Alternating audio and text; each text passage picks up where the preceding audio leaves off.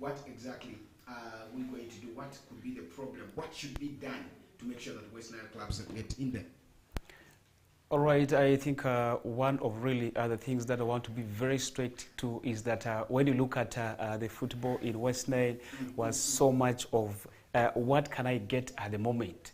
And I want to tell you really football is all about how you started from the grassroots. Especially I want to start with the management. Yes. With our own Arua Hill, you know what happened. The game started very, very well, where I expect Arua Hill at this point to be at some stage. But later, when you hear stories like, documents not submitted on time, and really it tells you the kind of setup. So I think one is management. Really, if we need football, we need to embark on management. We need people who have the papers, people who know how things are done on table, and that's one of the things that can really make football evolve. Okay. And I want to also add this. Two is about the target. In most cases, you find the ownership of the club.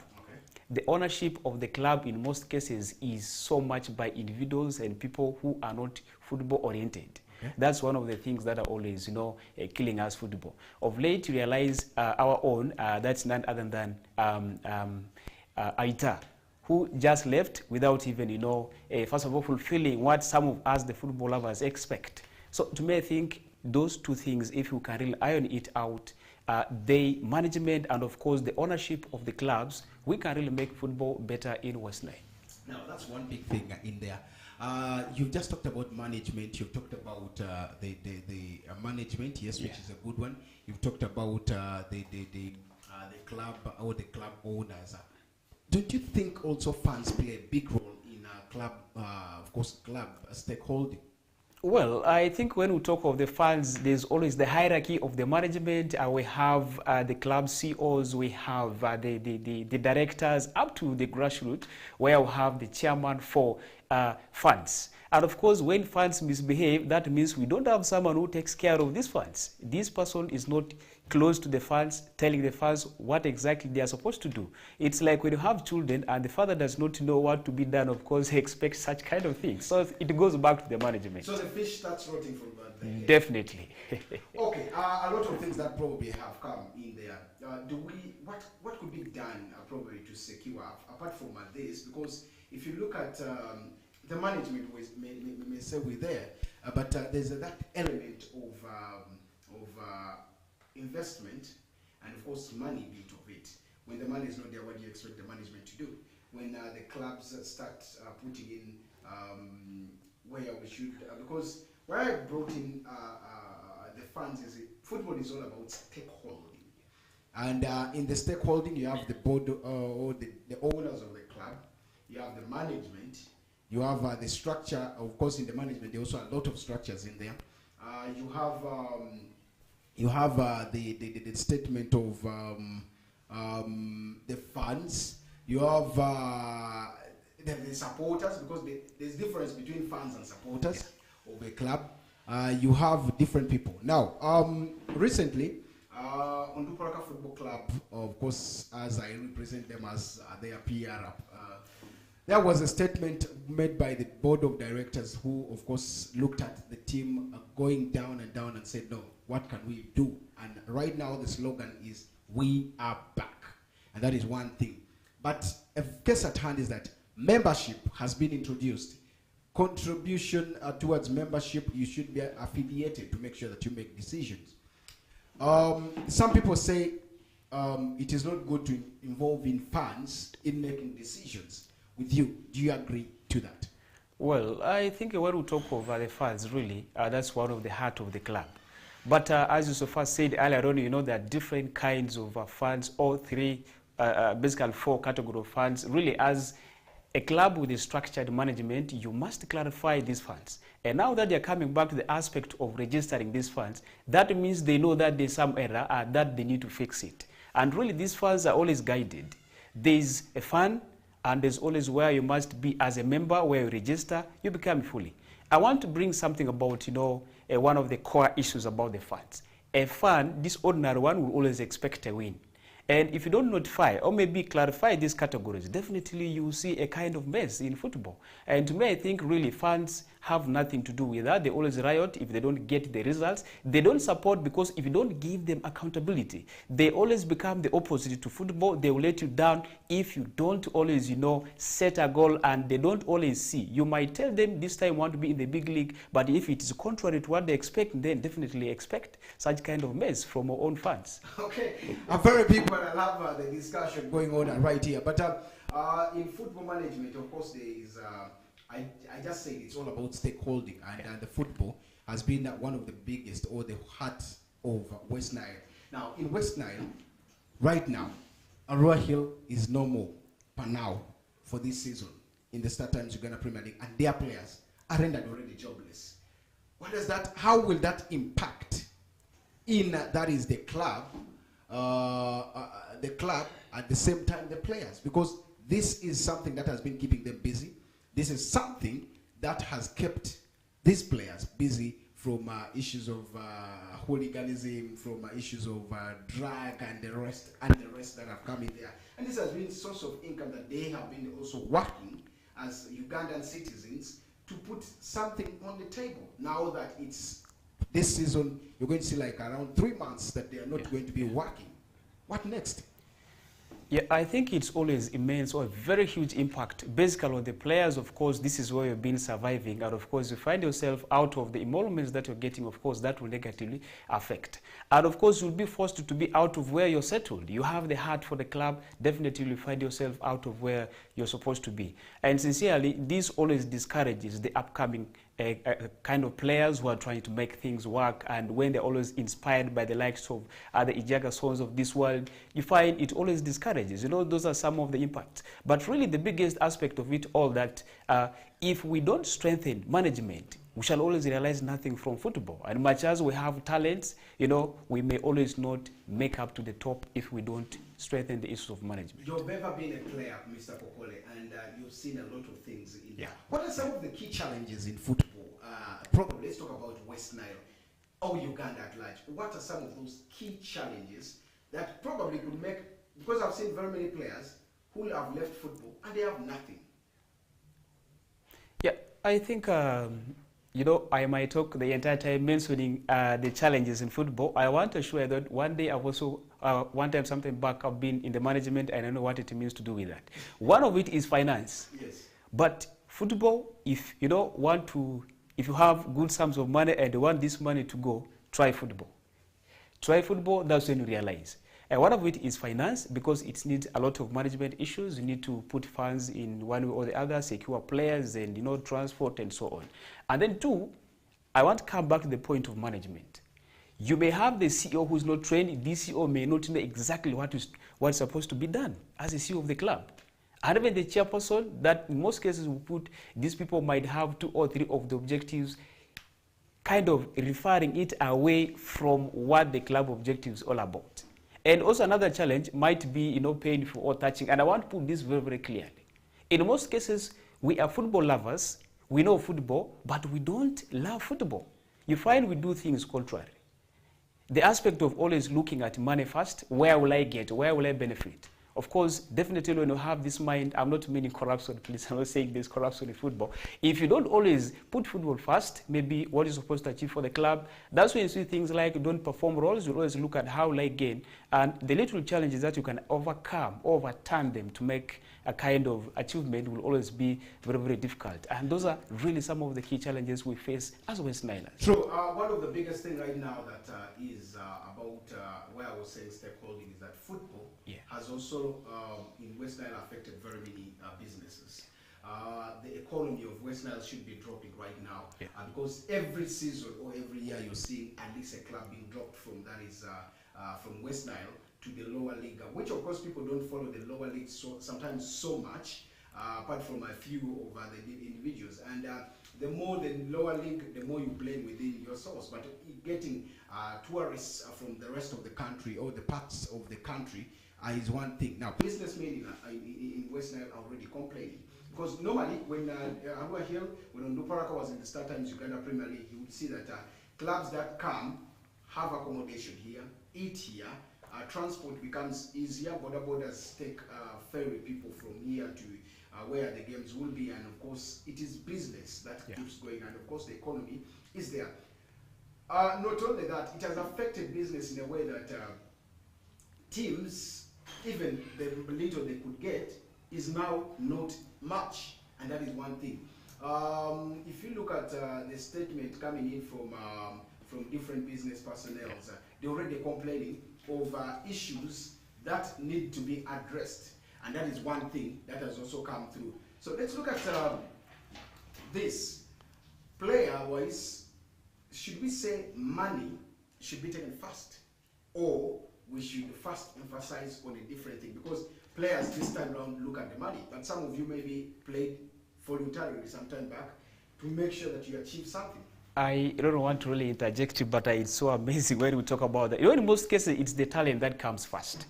As a player, if you value your talent, you always naturally realize that the challenges will not be so much, but later the money that if you put first will not come. But once you have the talent ahead of everything, leave alone money. I want to cite one example. Gaddafi Wahab, former of Arua Hill. Yes, I just followed this Gaddafi and how really this guy is doing. I loved his last statements. The club is still really making it to the lower level, but this guy dedicates his time up to the last dot. That is the kind of spirit. So I think to me as a player, don't always put money first, value your skill or the talent. Money value comes later. Because if you put money first, you think of challenges. Obvious, in simple terms, you not focus on your career, and no one will come for you because you need money. How will I get someone who is focused on money and I don't see? All right, now that's one of the biggest things that maybe we should be talking about. But all in all, it has also shown us different things that probably have come through to see that we push things to the right angle. And that is one thing that has shown different people where they should be pushing every time to the world of sports and football. Investment is very key. And when you invest, you need to get value for your money. Now, as a businessman, when I don't get that, should I just quit the way maybe I would think, or there should be something to be talked about?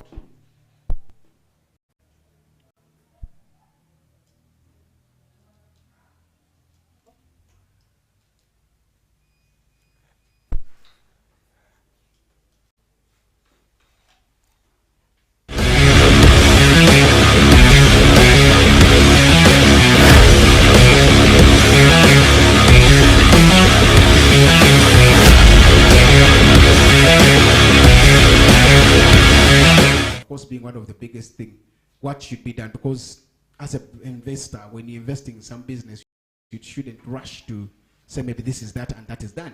So let's look at how Ingenia Aita left the club after, I think his plan was for a 5 years plan, strategic plan, which has, I think, has not worked out for him. So just like you said, if you want to put money or you think you have money, go to, that is the football world. So now that he ran away, which has affected Arua Hill, just like you say, was that the right way?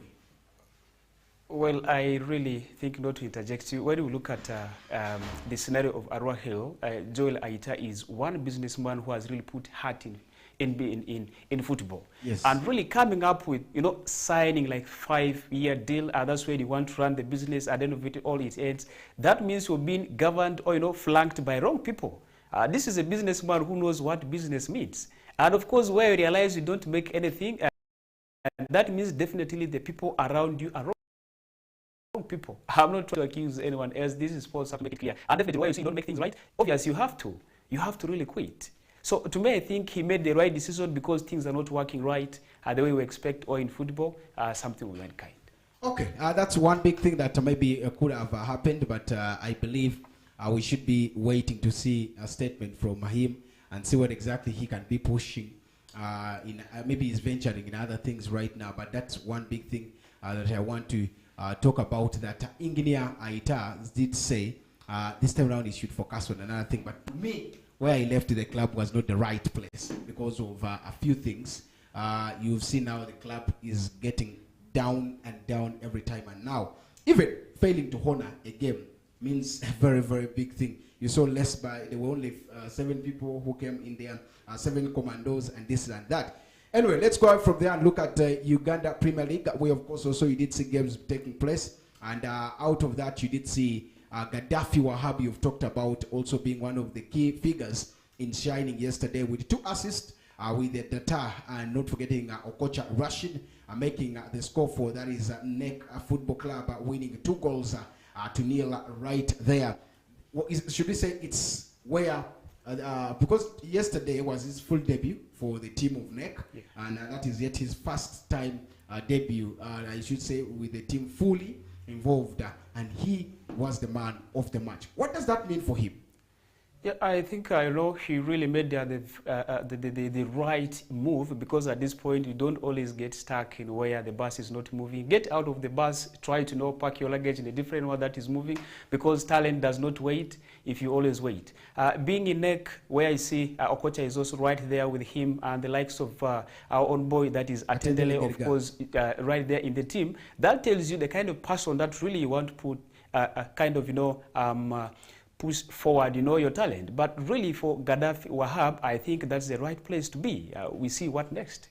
Mbarara has been a team that everyone looks into. Maybe when you are at Kacheka, you will want to say that there's no way you have to maybe get a point. But of course, they've been very, very outstanding at Kacheka Stadium, though how poor the pitch has been. And I remember they have been also one of the teams that Kacheka was not approved. So we're waiting to see whether they will be pushing in there. But NEC has continued with its brilliant performance, though they still get in there. That is their second win, as many games have been played on Friday yesterday. Now this has brought a lot of things in there. NEC, do you see them finishing mid-table, or they are finishing top 4? Well, from the look of things around, when you look at NEC really making heavy signings, and of course Arua Hill has been signing because of these players. Let me make it very, very open. This is football. It tells you how prepared they are this time and what they're trying to look at come next. And to me, I think still this is not the right time. NEC is going to sign, but people should watch in the upcoming or in the next season. Definitely they're doing well, but really the real NEC that I would like to see it in the coming season. Not only NEC, the new entrants also Chitara, that they are doing good. You did see them collect around 17 point something million, according to the press release they have put in there in their game yesterday against Sports Club Villa, which of course is one thing that someone could be talking about. The fan base seems to be very big, and this is one thing that is pushing the team every time and now. How do you rate their performance? Well, when we talk of Kitara Football Club, one of the things I really love so much is the transparency. Each and every game, fans need to know exactly what has transpired, what is collected, and how it is spent. That tells you that really in football, there's much to be done, not only expecting the win, but behind the scene, actually, fans should know what's happening. Collecting huge sums of money in performance, that means they are using that money rightly, and from the management, they know what the fans expect as in football. And to me, I'm not surprised. I even expect other clubs to also do the same the way Kitara is doing. Okay, now there are two things. So long as you're going to be in there, how many clubs in the world have you seen putting openly their revenue on desk? Well, internationally, nationally, continentally. This is Africa. This is Africa. There are certain things that we might be doing unique, but we'll expect, If I give you 50 shilling, you must tell me where this money is spent. And what they're doing to me, it's not surprising. These are fans who needs to know what's happening. But yes, where you let's look at one thing. Yeah. I would say sometimes it's just like you had fun with your wife in the bedroom. Yeah. The next day you come out saying, yes, we had fun to the public. That's one. Yeah. Two, and yet very many people or your brothers vote for you or paid bride price to this, and you think you should impress them by saying that is what has happened. Wait for the sign to come. Maybe the lady should get pregnant, and then they say, yeah, our wealth is working. And that's one thing for now to say.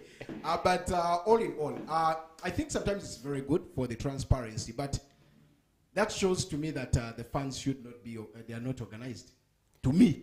Because if Chitara leadership, fans leadership are there, then they should have come as selected individuals to come and see how much was put or got. And how it shall be spent should be channeled through the leadership of the funds. Some people are, yes, we have seen this happening, but you're not going to see it happen for quite a long time. Because there will be a time, you know, the management probably should be like, okay, we are being transparent to the world, yes, which is okay. But there are challenges where some clubs are going to be, there are going to be taxes that you need to pay. They're here and there.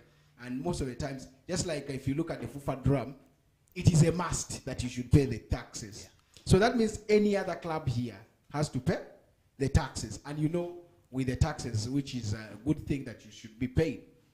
Now, when I look at the transparency that is coming in there, one day it will affect such a club. Not because of losing the club or losing the funds. Yes, it's good to give to the funds, but I think they should do it in the right way.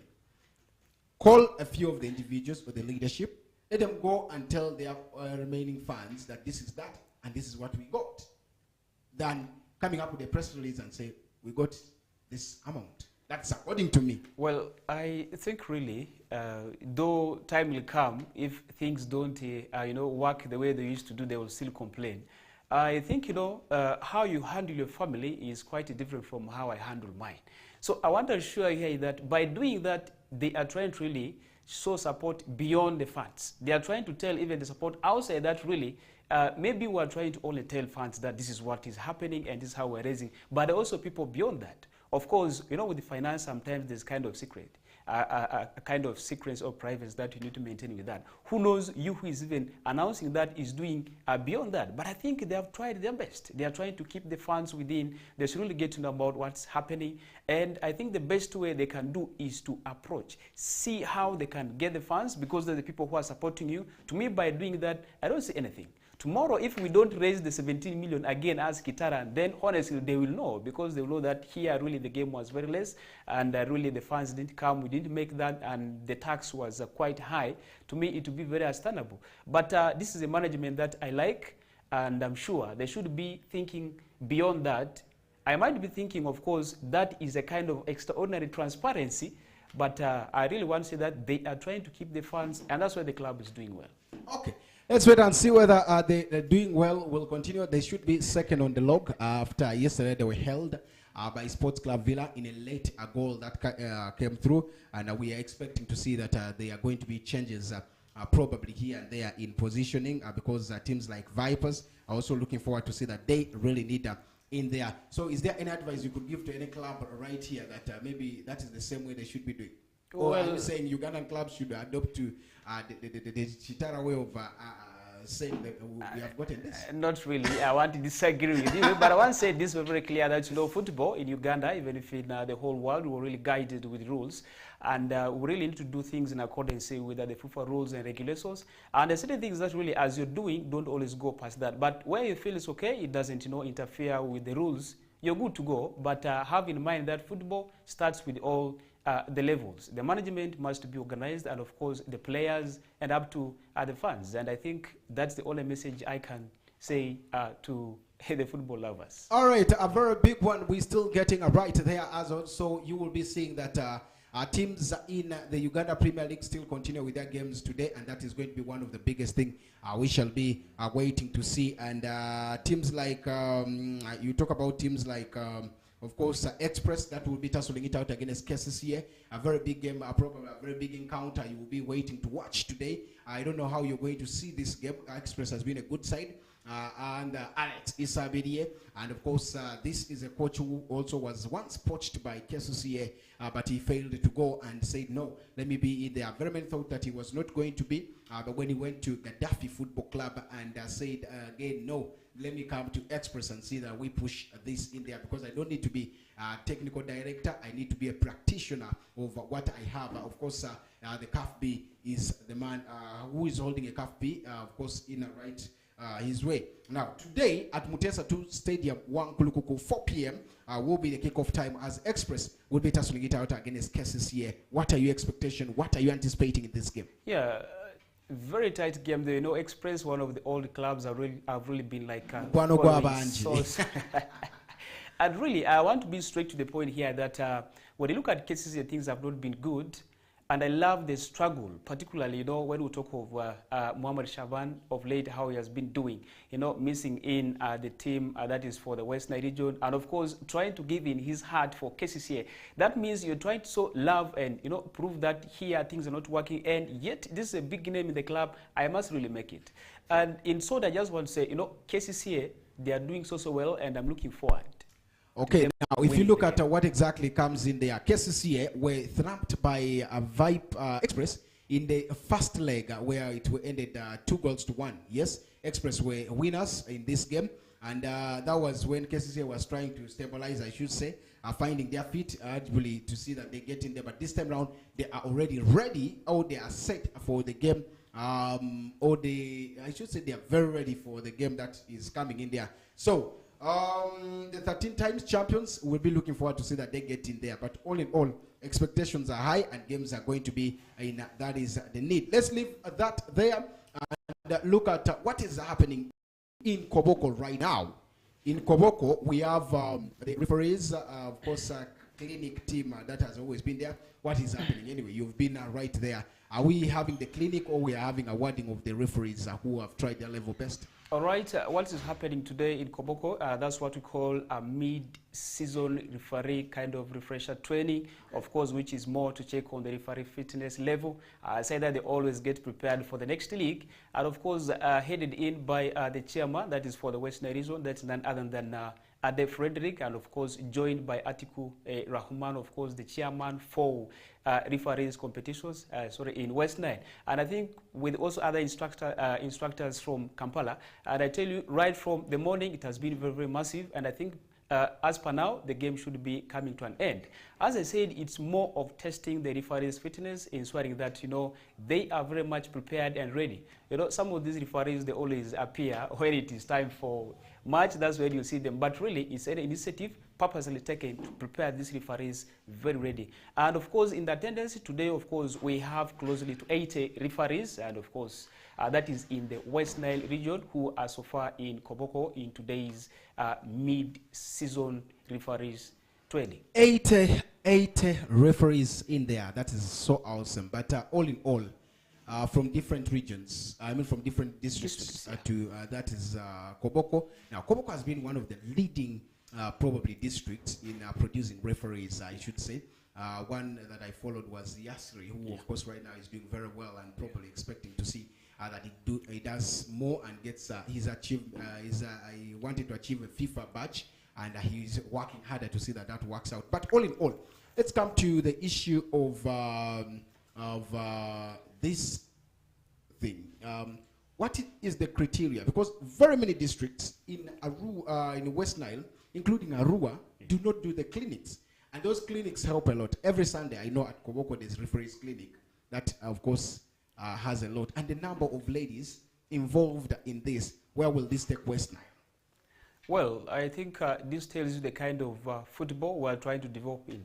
At first, we not used to have ladies, in football, but this time referees, we have ladies, and of course, the helpers or the lines ladies, this time we see them coming in. This really tells you that people are really waking up from sleep, and this time football is developing. Based on today's really attendance, really, as you said, we have ladies who are in the attendance.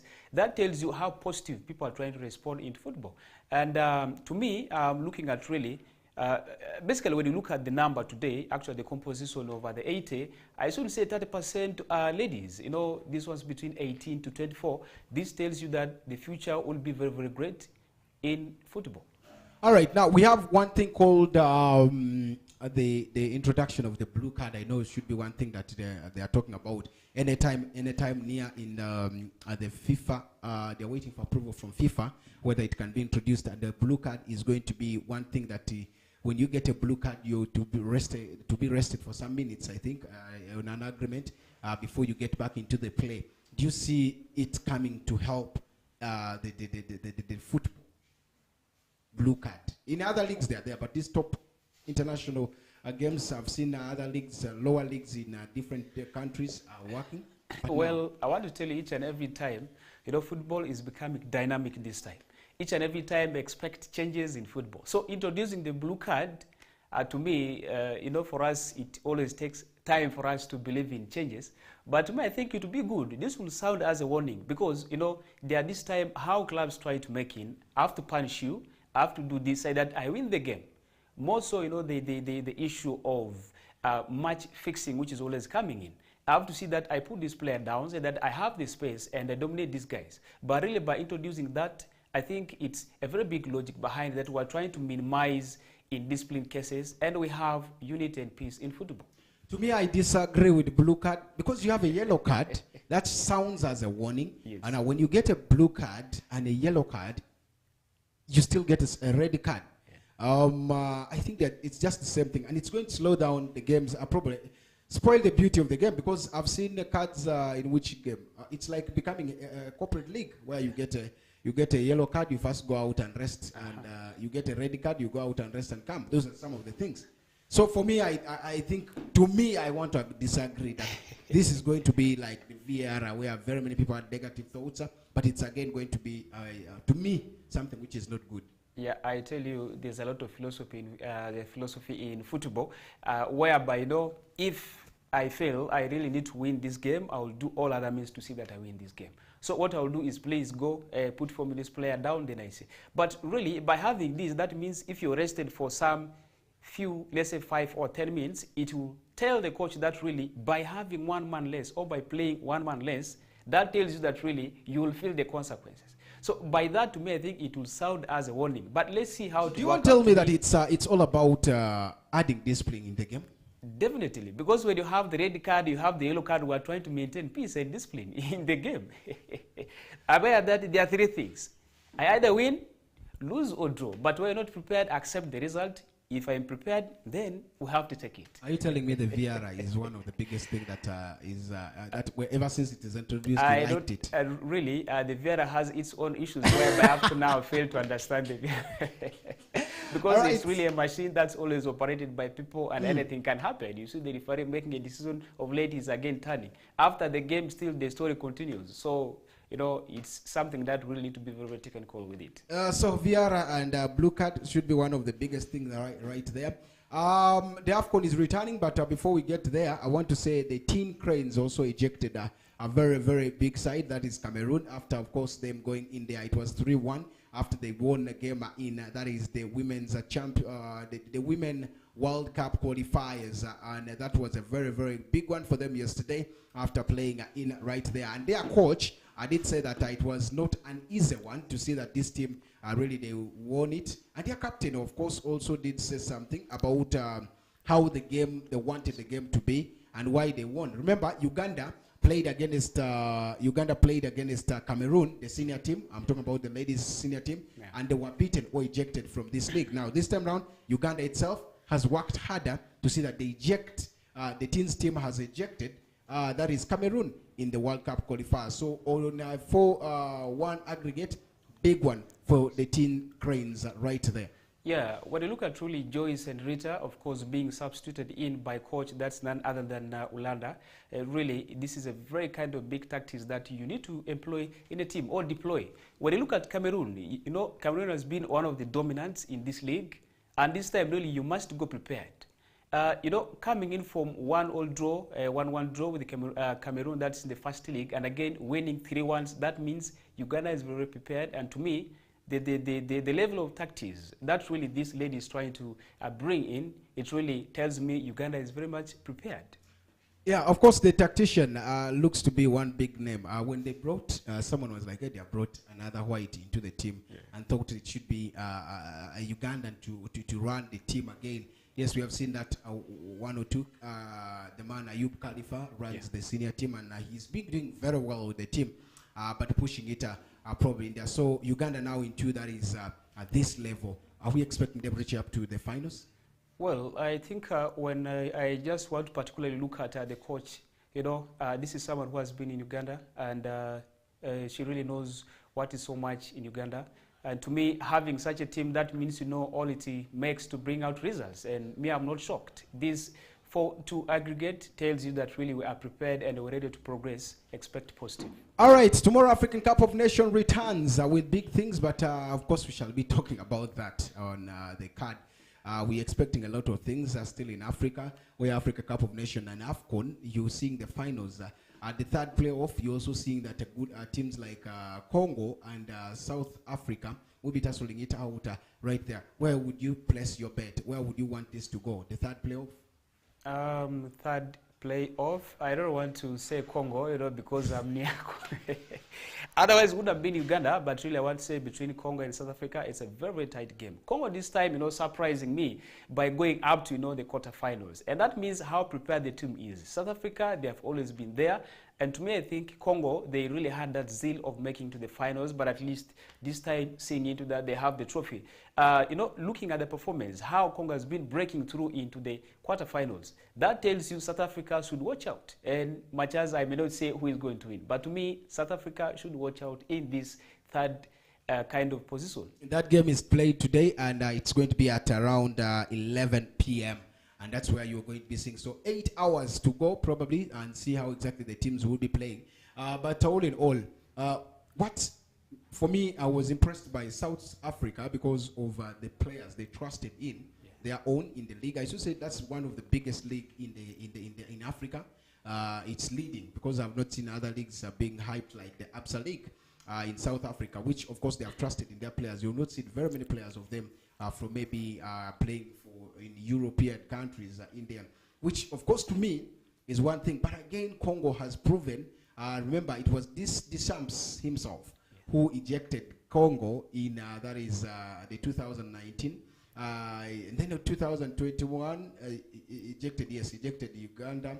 Then 2022, after of course the team had not qualified, the Congolese team had to call him to again cross over. Now after him crossing over, he has taken the team up to the semi-finals, which was a very, very big thing. So you would want to rate that. But hey, South Africa, the total football they are playing also is one of the nice football you could love because they trust in themselves, they believe in themselves. So we're expecting a very big one today in that Africa Cup of Nations. Now, internationally, English Premier League also returns today with a couple of games that you should be expecting on card today. Man City at 3:30 will be taking on Everton, and of course Fulham will be welcoming Bournemouth as Liverpool takes on Burnley at 6, and Luton takes on Sheffield as Tottenham Hotspur will be welcoming Brighton and Hove Albion, while Wolverhampton will be taking on Brentford and Nottingham Forest against Newcastle. A very early kickoff, 3:30.